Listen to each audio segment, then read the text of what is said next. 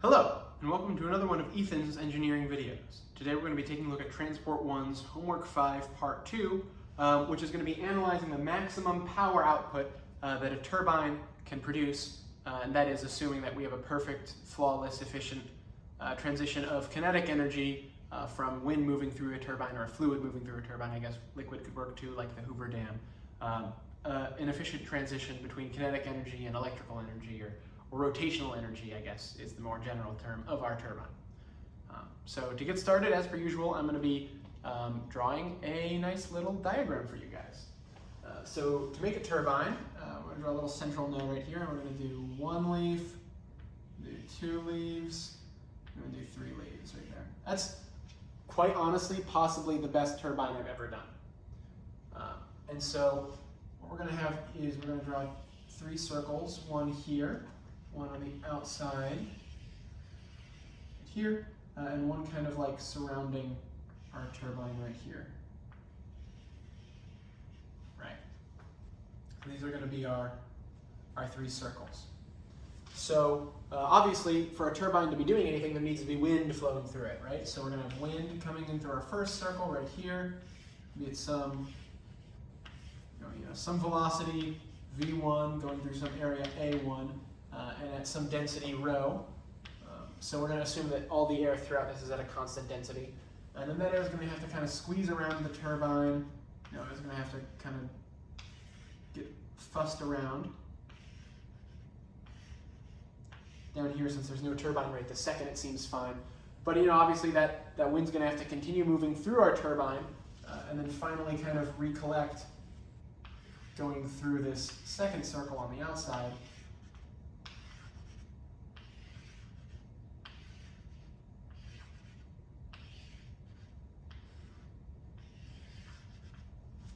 Right. So just like on the outside, right here we're also going to have this second area, area 2, and then a velocity 2, and it's still at density rho at this second point right here. So we have the difference between the incoming stream and the outcoming stream in terms of their areas covered and their velocities. But also we have this kind of third circle I drew in the middle here, which represents whatever's going on in the blade area, right? Because these blades, they're spinning. So this area is like the area that the air is going through between the blades and around the blades to push them around. So we also have to define that as well for the sake of our thing. We're going to call this area B for blades. And the wind right inside through the circle is going to be moving at velocity B for blades. And again, as per usual, the air is still at density rho, because again, we're assuming that the density is constant. Now, the other assumption we're making for the sake of this derivation to make sure things are fairly easy to compute is we're going to assume that everything's at steady state, right? There's no air that's kind of peeling off and deciding to go south or whatever. That's not allowed. All of the air that comes in through area 1 must leave through area 2. The only thing that can change are its speed and the area over which area 2 covers. But all the wind is conserved, so you can think of it being in a wind tunnel. So we're assuming that it's in steady state because the amount of air trapped in this system, this turbine system, at any one time will not change. And the reason we have to assume that it's important is because we're going to be doing a momentum balance. Because obviously the momentum of all of this air coming in must either rotate our blade or leave out A2, otherwise we'd have a serious momentum conservation issue on our hands because we're assuming a steady state. So we're going to start by just drawing up a momentum conservation equation, which is going to say the derivative of the mass of our system times the velocity of our system over time must be equal to the velocity in times the mass flow rate in minus the velocity out times the mass flow rate out plus any force acting on our system. But as I said before, we have steady state, which means that our mass in flow rate and our mass out flow rate are going to be the same. So I'm just going to kind of draw, these are the same. I'm going to call that m dot. And we also know that the mass of our system times our velocity, right? The net momentum of our system must be conserved because it's steady state. So I'm going to rewrite this as 0 is equal to v in minus v out, drop that in parentheses, times m dot plus f. So right there, this is kind of be the basic momentum balance equation we're going to be working with, because we're going to be assuming that, like, as I said before, this is going to be equal to 0, steady state, and these are equal to 0. Our mass flow rates are the same because, again, nothing's being lost. There's no leaks in our wind tunnel. Everything's being conserved. That's going to be what we're moving forward with. So now all I'm going to do is I'm going to kind of assign mass in and mass out, V in and V out to our system, the vernacular we're using here, because again, that's just the kind of the default equation. Obviously, our input point is going to be 0.1 here, so velocity 1 is going to be V in, and velocity 2 is going to be V out. I'm going to take this opportunity to move this force to the other side. So we're going to have negative F is equal to V1 minus V2 times m dot. And then I'm going to draw an arrow here because the other thing we realize is we don't actually know what our mass flow rate is. In this given situation, we know the area over which our fluid is flowing and the velocity and the density of that fluid, again, considering that density is the same everywhere.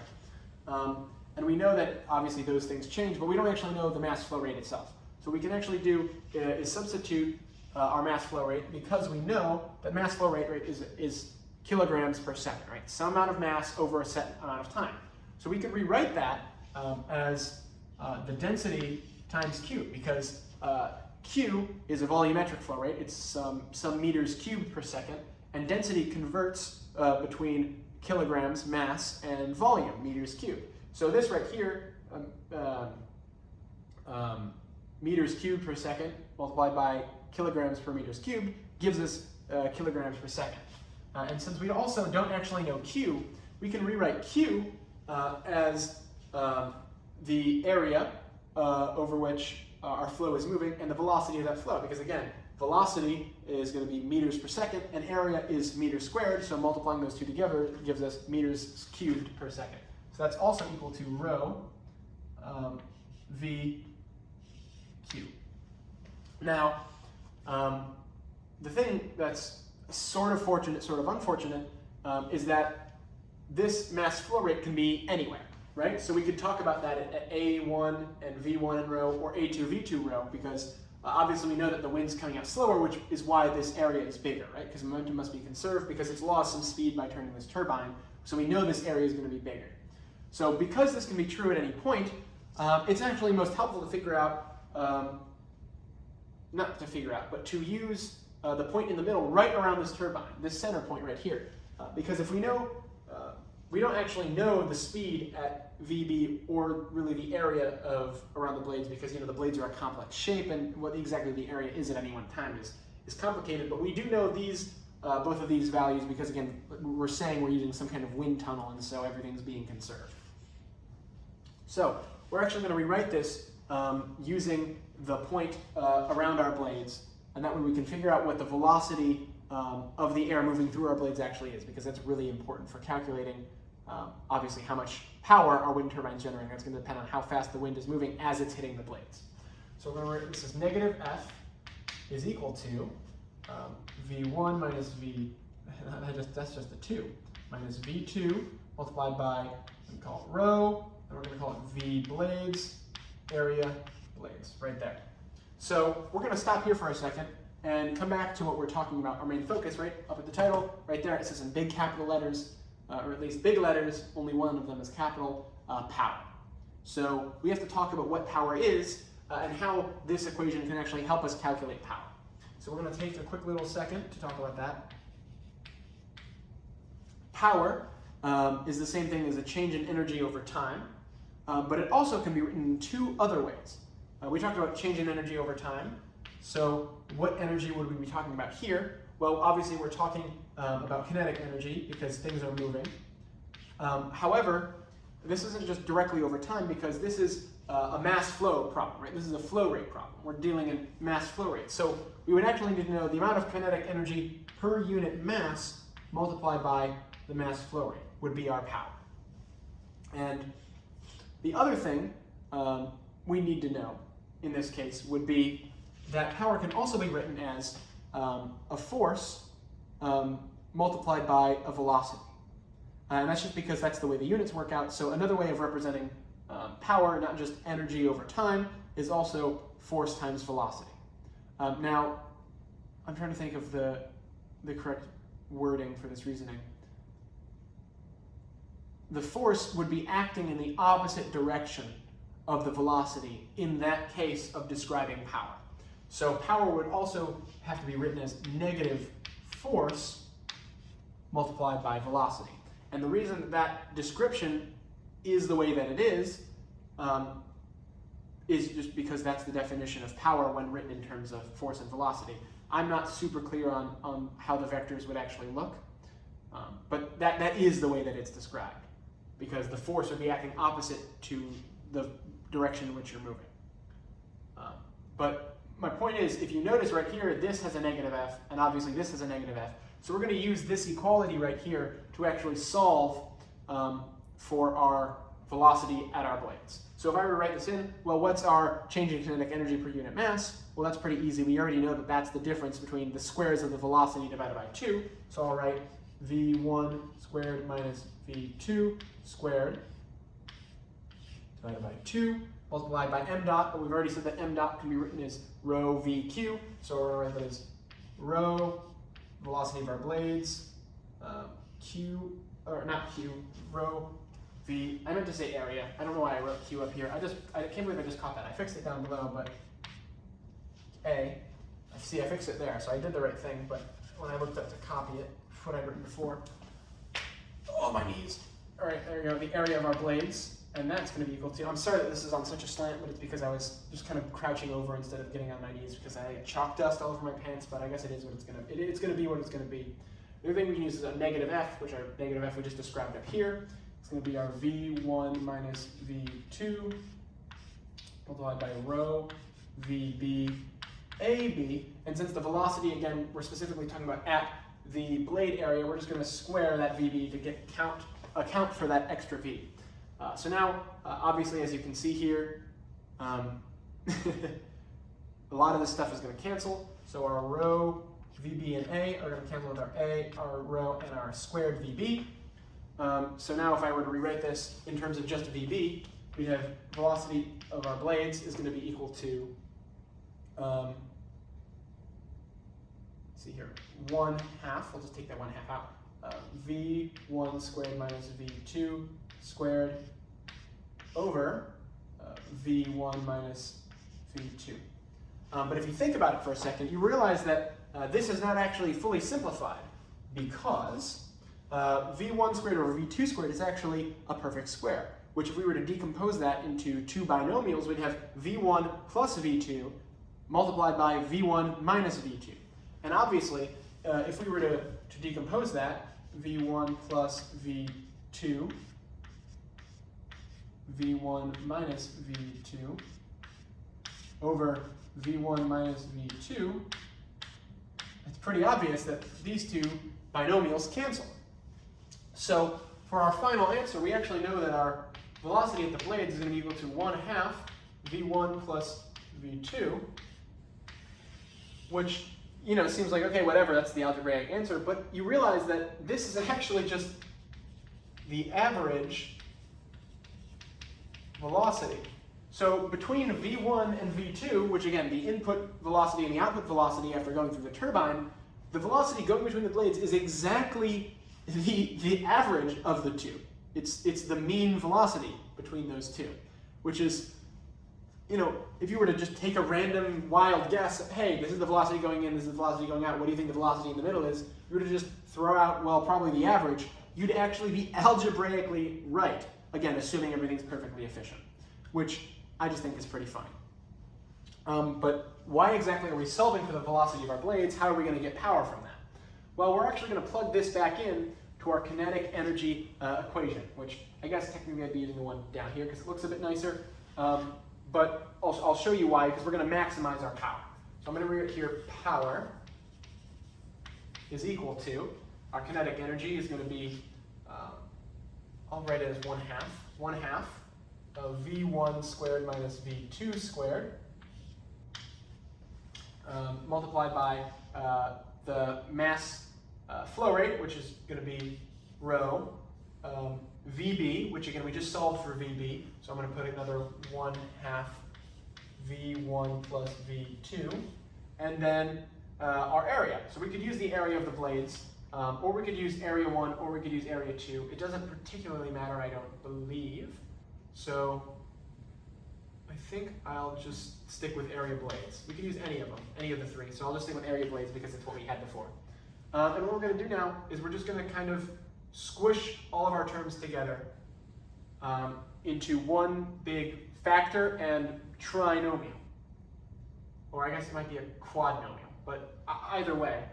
So we're going to move this 1/2 over with this row and this AB. So we're going to have rho AB over 4, and we're going to expand this together. So we're going to do v squared, v1 squared multiplied by v1, that's going to be v1 cubed. We're going to do the inners, negative v2 squared times v1. It's going to be negative v1 v2 squared. And then outers is going to be v1 squared v2, so it's going to be plus v1 squared v2. And the final one's going to be negative v2 cubed. So as you can see right there, we have v1 cubed, v1 squared, v1, and v1 to the 0. And concurrently from the opposite direction, we have v2 cubed, v2 squared, v2, v2 to the 0. So what we're going to do now is we're actually going to factor out one of those two velocities. I'm going to go with v1. So we're going to, if we factor out a velocity at point 1, so rho AB over 4, we're going to have v1 cubed. You're going to see that that's going to turn everything into a ratio, right? Because everything has v cubed or v1 cubed or lower powers of v1. When we factor v1 out, we're going to get a bunch of ratios. So 1 minus, I'm going to just, for the sake of making things nice, I'm going to do this one because it's v1 squared. So it would be v2 over v1. It would be plus. And then this one, if we were to factor v1 out, it would be minus v2 squared over v2 squared, because again, this is dividing by v to the 3rd. And then right here, this one has no v1s in it, so it would be, that needs to be a v1 squared. This one would be minus v2 cubed over the whole thing, v1 cubed. Now, if you look really closely, you'll notice that the powers of the top, the numerator and the denominator of each of these ratios, of course excluding this 1, which is just the number 1, they all match, which I guess if you think about it, v1 to the 0 over v2 to the 0, or v2 to the 0 over v1 to the 0, same thing. But the point is we now have a polynomial where every single one of these is the same fraction, v2 over v1, to some power, be it 0, 1, 2, or 3. So if we were to just say, that needs to be better G, given R, some ratio is equal to v2 over v1, or if we were to just make up this ratio and substitute that ratio in, we would have a pretty simple fraction, 1 plus r squared minus r cubed, which is very nice and neat. So what we're going to do now is, leaving this constant here, we're going to take the derivative of power and this side with respect to time. So the derivative of power, I'm going to use p over time, going to be equal to this coefficient, but since this is constant, this is just some volume, and v1 is, again, some constant, this whole thing is going to be constant, so it's not going to affect our derivative. So I'm just going to put a big capital C here, because it's some constant that we can just kind of ignore. We don't have to worry about it. It's not going to change, it's not going to affect our change in whatever, because if we want the maximum, we were going to have to set it equal to 0, right? So this is for max. For max p. Again, we take the derivative and set it equal to 0 so that we know where exactly we're going to find the maximum value of our power. So that's pretty easy. We have 1 plus r squared minus r cubed. And this can actually be broken up. I'm trying to remember how.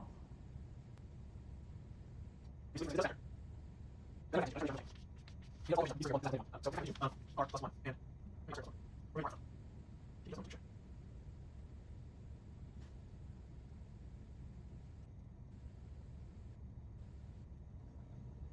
oh, I know what the issue is. It's because we didn't actually take the derivative of this side.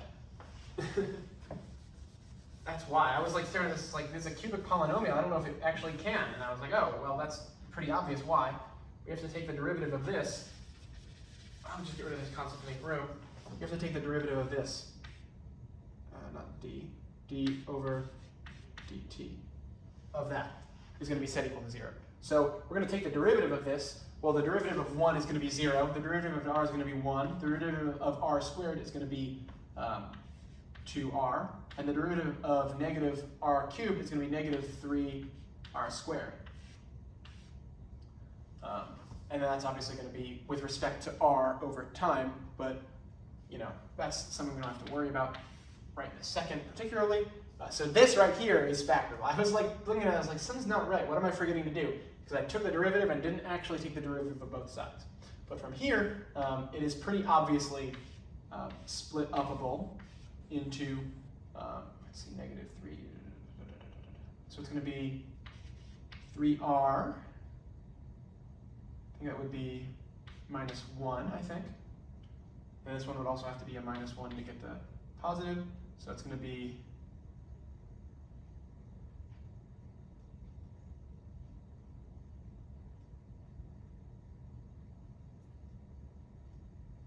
this is going to be negative 3, and these are both going to be positive. And then we're just going to have r here. So just to double check, we'll go over the math. Negative 3r times r is going to be negative 3r cubed. Inner is going to be r times 1 is going to be plus r. Outer is going to be, did I forget a negative? Yeah, I did. That's supposed to be a negative. That's supposed to be a negative. This is supposed to be a negative. So it's going to be positive r for the inners. The outer is going to be negative 3r. So negative 3r plus r is going to be negative 2r, which matches. And then positive 1 times positive 1 is going to be equal to 1. There we go. So that's correct.